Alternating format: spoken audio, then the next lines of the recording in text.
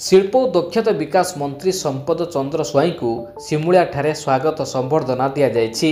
आज अपराह्न मंत्री संपद चंद्र स्वाई सिमुलिया रे पहुंचवा परे युव नेता डॉक्टर नीलमाधव पंडा समेत शताधिक बीजेपी कर्मी उपस्थित रही मंत्री को पुष्पगुच्छ दे स्वागत संबर्धना जणाइथिले। पर सिमुलिया विधायक पद्मलोचन पंडा बासभवन में पहुंची विभिन्न विषय आलोचना करने सह सिमुलिया खैरिया शिल्प कारखाना प्रतिष्ठा युव नेता नीलमाधव पंडा दाबी जणाइथिले, जहा फल अनेक युवक युवती रोजगारक्षम हो पारे।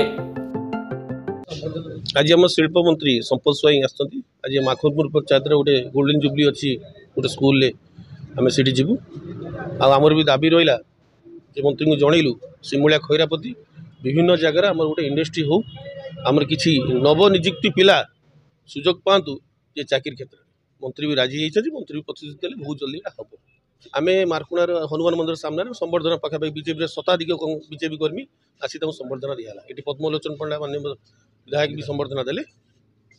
धन्यवाद।